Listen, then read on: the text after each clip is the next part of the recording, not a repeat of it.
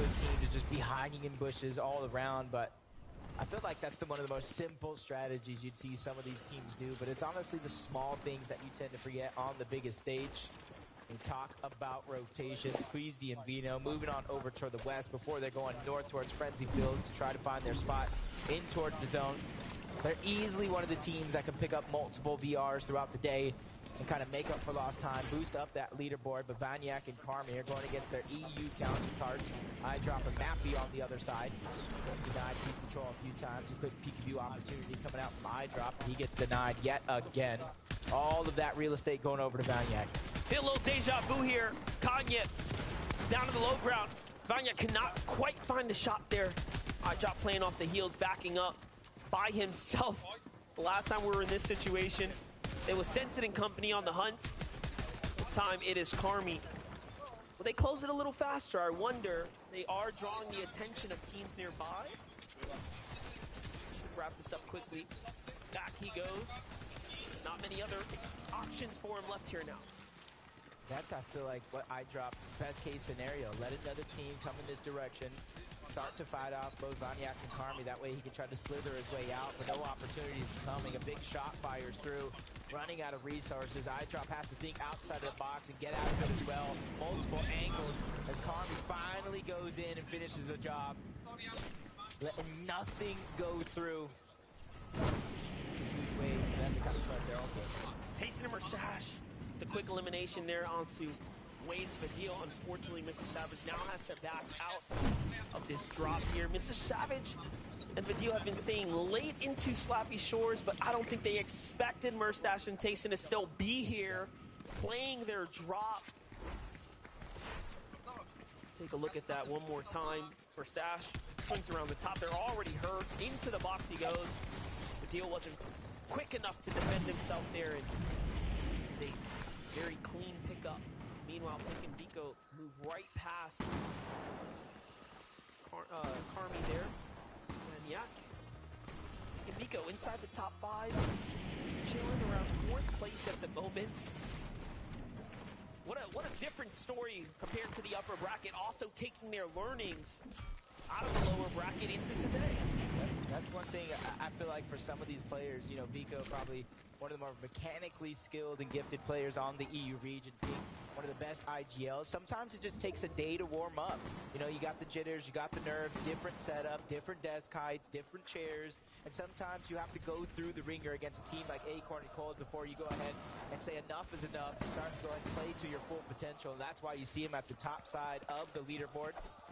Stacey and Podicide, they're kind of making a very, very similar rotation that they have in Games Pass, going on over towards the Creaky compound, just boxing up. They're, I wouldn't say slap dab in the center of zone, but they're as close as they can be at the current moment, using a lot of those berries and just trying to see who rotates nearby. They just don't have a good line of sight over the lobby as of now, so that's why you see them rotating to try to get a better position, because information is critical in lobbies like this. So many trees as well really hides how much danger is lurking nearby. Take a look at all the duos as we pan out here, including Cooper and Miro just nearby.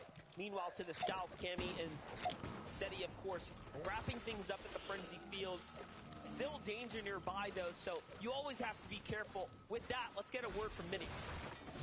Thank you so much, Monster. Now, let's take a little look at Cammy and Seti's off-spawn situation. We know it's a little bit dicey for them at the moment, but in this particular game, they have managed to take control of that main Frenzy building. Of course, that gives them access to the north side of the map. And of course, what is there lurking at the north side of the map? It's the forecast tower. If you don't know, that gives them access to know when the next zone is going to be and where it is going to be positioned. So, of course, that's absolutely vital information for them. We can see them taking out another player here as well, and thankfully for them, they actually get access to this forecast tower. Hopefully for them, it'll be a good game like game number 1.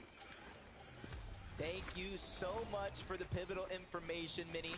My zero build carry, I should say, when me, Vivid, and Zeke all squad up. And it's just very, very sure that we keep our eyes on both Cammy and Seti. They're one of 3 teams in this lobby that will have the awareness of where that zone's going to go thanks to that forecast tower. And if you're one of those teams that may have seen them, may know that it's a chance for Cammy and Seti, you might want to try to follow them around without getting targeted. But Rift Island, you know how competitive this has been. And now Mshari and Rue are going to be one of the first teams going up to it. And that's been the trend throughout the first games. If you make it to the island first, you more than likely capture it and get those 15 points. You really have to. Way to turn the game around for you right here. And honestly, Mshari and Rue kind of needed this. They've been struggling here. They've had a couple moments, so this will surely put them right back up toward that top 15 bracket now. Potentially even edging their way to top 10, as this island is worth 15 points. If you can secure it in time. We jump on over to Duke, though, for a moment here. Edgy is hurt and hasn't quite recovered just yet. I wonder what's happening as he's getting pushed by Chubbs and Bryce. A little too much happening down low. Duke comes to the rescue, though. Great tags there, and finally Edgy gets his heels off, puts him right back into the game. He was waiting for those mushrooms to pop back in there. What they do best, they're just slithering by for now. You know they can fight in the biggest moments of them all, but it's about using your brain, using your smarts, using a lot of the strategies that even got you to this point, and then very many more tricks up your sleeve to keep that train rolling. Ari and Giris, 531 damage above the threshold. You see them currently positioned in 12th place on the leaderboard. And this being the last game before the half, I feel like it's pivotal for a team where they're positioned, if they want to be in the conversation and not force themselves to have massive games, to do well here in this third game. Looking at that top 10. Now into the top 15. Look at how close it is. Points barely separating one another. Mr. Savage finds himself in a little fight. Some action here. Fnajin, what an incredible shot. How do you hit that before he even can realize? And now Vidil has to clutch up here. Vidil cannot allow him to wait this one out. And by the way, they need this damage. They actually have to force these fights here. So should he save up? Should he clutch up here? It'll be okay. You know, Fnajin wants to turn things around and get the full finish. So Vidil does have to be careful. Ooh, even third-party shots coming. Oh, he saves him just in time. Outside of the zone and inside as well. The breacher for Fnayan is going to be the huge moneymaker here, but a nice shot from Vidil trying to make up for him going down early on. In the game. He burns! Fnayan says, you are out of the lobby! Oh my gosh! That was the grossest shot of the day by far. Watch it one more time. Look at how quick this was. You think it was over here, but he hits it just in time. Vidil didn't even let him pop the slurp juice. He didn't even give him enough time to heal. He just went in trying to finish it off. But those are the risks you take. When you get rebooted, you're forced to get surged yet again. That's exactly what happens when you can't control your own destiny. But an actual contested fight for this Rift Island. It's the game before the half, like I keep saying, so a lot of these teams realize how valuable these points actually are. But these teams, if they don't have enough heals, you can only stay up here for so long. You see the zone is pulling away from Rift Island, so it might be one of those teams that have the heals down that are willing to expend it. It makes sense that Baskin Henner here, as this is a part of their strategy. Secure these drops, secure the Rift Island, get these other points, these extra points. There's a lot of different ways to secure the lead. Datus and Stain are also here again, too. Constantly finding themselves in the vicinity. So far, so good. Gripey and Flixie are alive. Kanata and Agers are just nearby as well, so trying to make do, trying to make the best of this game. 57 above the damage threshold. It's just enough. It's just enough for some of these teams to rotate in, trying to go for a sneaky sniper shot. Narrowly misses that one. Probably saw the glint coming off of it as soon as he scoped in, allowing him to kind of watch out. And you see, they don't want to go all the way to the side of that mountain. They want to keep some elevation just in case it does pull in this direction. You don't want to have to battle back. Source may have found an important elimination onto Seti, so you may know where the zone is, but it doesn't mean you're absolutely safe. Cammy turns that story around, potentially finding his elimination, putting up just enough defense, but for how long? Now Cammy has to play this out by himself. Yeah, I don't know how possible it is to be, but if he does have that reboot card and he holds his position, he's not too far off from that reboot ban as well, but it is going to be out of zone. It is going to cause a lot of attention in your direction. But the possibilities are endless. We've seen things like happen before in the past. He's just trying to figure out how he's going to survive this moment. Forget about those later plans, but for now, I think it's going to be go for that rocket ramp. Forget the reboot, forget all the loot, and even that team I was fighting. Let's just go ahead and go in towards zone. And you can see it's the least congested side as of now. Nobody's really begun their rotate from across the water.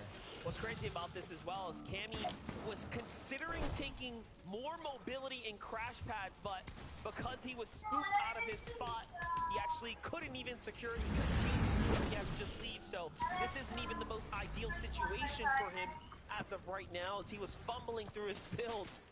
But Cooper Miro, the problem children of NA right here, setting up shop.